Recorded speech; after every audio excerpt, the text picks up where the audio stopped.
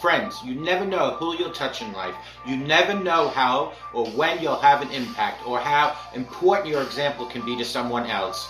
My faith helps me understand that circumstances don't dictate my happiness or my inner peace. The chances you take, the people you meet, the people you love, the faith that you have, that's what's going to define you. You have to be who you are in this world, no matter what. At the end of the day, my friends, it's not about what you have or even what you've accomplished. It's about what you've done with those accomplishments. It's about who have you lifted up, who have you made better. It's about what you've given back to those people. I think personally a role model is a mentor, someone who you see on a daily basis and you learn from them. My faith taught me how to forgive. Faith taught me when people present themselves in a certain way, there's probably some backstory or issue or reason for the way that they are acting. It's not you, my friends. It's them. And a lot of times, it's about something that's completely out of their control. Put God first. I've been protected. I've been directed. I've been corrected. I've kept God in my life, and it's kept me humble. I didn't always stick with him, but he always stuck with me. Don't be afraid to think outside the box.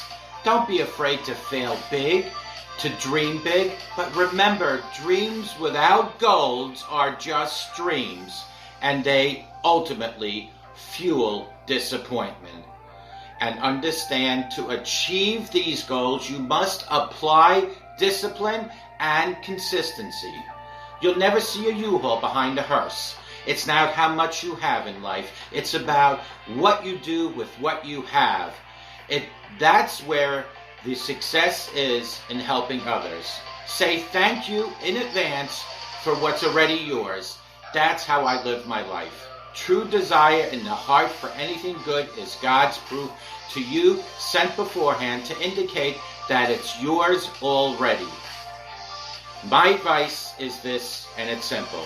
Don't just aspire to make a living. Friends, aspire to make a difference. And may God bless each and every one of you, and take good care. Bye-bye now. Good morning. My name is Ralf Friedrichs. I'm an addiction recovery coach, a life coach, and the host of this show, the Take Your Life Back Today radio show. You can see a video version of this if you go to YouTube under channel Take Your Life Back Today show. This morning, here and wherever you might be, he sees you. One Sunday during a church service, a young woman asked me to pray for her. And then she looked me straight in the eyes and said, I feel so unnoticed by God, as though he doesn't even care about what's going on in my life. Well, sometimes we can all feel that way, especially during difficult times like what we are experiencing today. Perhaps wherever you are, you're struggling with something right now and wonder, well, God, where are you? Friends, do you see what I'm going through? You might be asking God, do you even care with my troubles? Well, friends, in Luke 13, I'm sure that the crippled woman who came into the synagogue where Jesus was teaching had wondered the same thing thousands of times over the years. There was a large crowd gathered around Jesus that Sabbath day, but suddenly he stopped teaching when he noticed her in the crowd. It wasn't because she was so beautiful or had created a commotion. The woman had been crippled by a spirit for 18 years, was bent completely forward and could not straighten up. One translation describes her as a woman who had a spirit of infirmity that had bound her. Bent over and very frail, she felt completely unnoticed and very alone.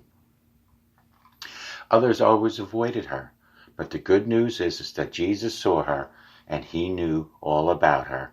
In fact, he immediately called her forward. Can you imagine that sweet little lady moving slowly toward Jesus Christ, the crowd parting, and then he spoke this word to her. Woman, you are free from your infirmity today. Then he touched her, and she immediately stood up straight for the first time in nearly 2 decades. Can you imagine the first face she saw in this upright position was the face of God? It was the face of Jesus. She had felt invisible, uncared for so many years. She had an identity of being crippled, but Jesus saw her and called her a daughter of Abraham, a precious daughter of promise who needed and deserved his compassion and his love. He saw his covenant of love with her. He saw a promised agreement that couldn't be broken between her, human mankind, and God. When he set her free that day, I'm sure she was stunned. Don't allow anything to bend you over and bind you up this morning, because whom the Son sets free is free indeed. You are free indeed today. You've been bought with a great price. You are joint heirs with Jesus Christ. You have a covenant between you and God, just as that woman had. No matter what the situation is that you're in right now, no matter how unnoticed you feel, he sees you and he knows you. He's calling you forward to come everything he's intended you to be. Stand up straight, look into his wonderful face, and tell God how awesome God is. Call me at 844-405-HELP. Together we can help each other take our lives back. Be good to yourselves. Always be good to each other. Remember, simple smile to a stranger can help that stranger for the rest of their life and can change your life as well. If you're bent over, walking crookedly, stand straight up and look God in the eyes and thank him for his kindly love each and every day, because God truly loves you. Take good care. Bye-bye now.